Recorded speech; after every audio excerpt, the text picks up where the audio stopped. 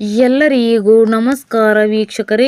ಇಡೀ ದೇಶದಾದ್ಯಂತ ಇರುವ ದೇಶದ ಎಲ್ಲ ರೇಷನ್ ಕಾರ್ಡ್ ಬಳಕೆದಾರರಿಗೆ ಇದೀಗ ರಾಜ್ಯ ಮತ್ತು ಕೇಂದ್ರ ಸರ್ಕಾರದಿಂದ ಬಂಪರ್ ಗಿಫ್ಟ್ ಜೊತೆಗೆ ಮಹತ್ವದ ಬದಲಾವಣೆಗಳನ್ನು ಮಾಡಿ ಎಲ್ಲ ಬಡ ಮತ್ತು ಮಧ್ಯಮ ವರ್ಗದ ಕುಟುಂಬಗಳಿಗೆ ಸಿಹಿ ಸುದ್ದಿ ನೀಡಲಾಗಿದೆ.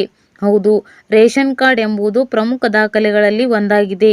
ಬಹುತೇಕ ಯಾವುದೇ ಸಣ್ಣ ಪುಟ್ಟ ಕೆಲಸಗಳು ಕೂಡ ರೇಷನ್ ಕಾರ್ಡ್ ಮೂಲಕ ನಡೆಯುತ್ತಿದೆ. ಇದೀಗ ರೇಷನ್ ಕಾರ್ಡ್ಗೆ ಸಂಬಂಧಪಟ್ಟಂತೆ ಸಿಹಿ ಸುದ್ದಿ ಬಂದಿದ್ದು, ಜೊತೆಗೆ ಯಾರ ಬಳಿ ರೇಷನ್ ಕಾರ್ಡ್ ಇಲ್ಲವೋ ಅವರಿಗೆ ಹೊಸ ರೇಷನ್ ಕಾರ್ಡ್ ನೀಡಲು ಸರ್ಕಾರ ಮುಂದಾಗಿದೆ.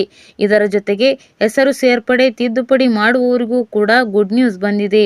ಇನ್ಮುಂದೆ ರೇಷನ್ ಅಂಗಡಿಗಳಲ್ಲಿ ಅಕ್ಕಿ ಮಾತ್ರವಲ್ಲದೆ ಈ ವಸ್ತುಗಳು ಕೂಡ ಉಚಿತವಾಗಿ ಸಿಗಲಿದೆ.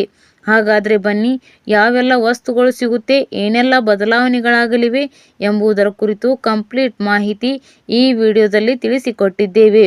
ನಿಮ್ಮ ಬಳಿಯೂ ಕೂಡ ರೇಷನ್ ಕಾರ್ಡ್ ಇದ್ದರೆ ವಿಡಿಯೋವನ್ನು ಲೈಕ್ ಮಾಡಿ ಕೊನೆವರೆಗೂ ನೋಡಿ.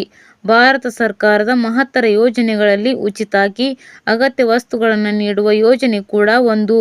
ಇದು ಸಾರ್ವಜನಿಕ ವಿತರಣಾ ವ್ಯವಸ್ಥೆಯ ಅಡಿಯಲ್ಲಿ ಕಾರ್ಯನಿರ್ವಹಿಸುತ್ತದೆ. ಇದನ್ನು ರೇಷನ್ ಅಂಗಡಿ ಅಥವಾ ನ್ಯಾಯಬೆಲೆ ಅಂಗಡಿ ಅಂತಾನೂ ಕರೆಯಲಾಗುತ್ತದೆ. BPL ಕಾರ್ಡ್ ಬಳಕೆದಾರರಿಗೆ ನ್ಯಾಯಬೆಲೆ ಅಂಗಡಿಗಳ ಮೂಲಕ ಉಚಿತ ಅಕ್ಕಿ, ಗೋಧಿ, ಸಕ್ಕರೆ ಪಡೆಯಬಹುದು. ಸದ್ಯ ಕರ್ನಾಟಕದಲ್ಲಿ 20,000ಕ್ಕೂ ಅಧಿಕ ನ್ಯಾಯಬೆಲೆ ಅಂಗಡಿಗಳು ಕಾರ್ಯನಿರ್ವಹಿಸುತ್ತಿದೆ.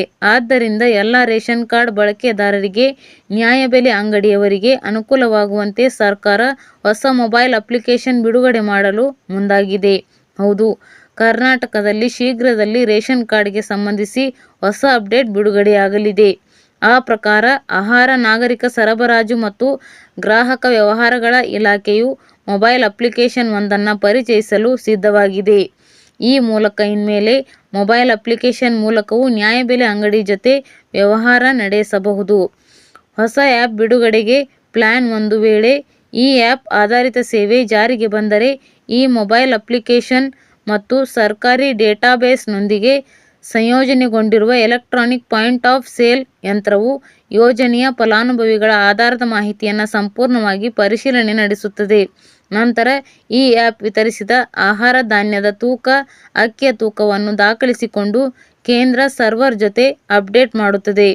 ಈ ಮೂಲಕ ಸದ್ಯ ನ್ಯಾಯಬೆಲೆ ಅಂಗಡಿಯಲ್ಲಿ ಆಗುತ್ತಿರುವ ಅಕ್ರಮ ವಂಚನೆಗೆ ಬ್ರೇಕ್ ಹಾಕಿ ಪಾರದರ್ಶಕತೆಯನ್ನು ಹೆಚ್ಚಿಸಲು ದಾರಿಯಾಗಲಿದೆ.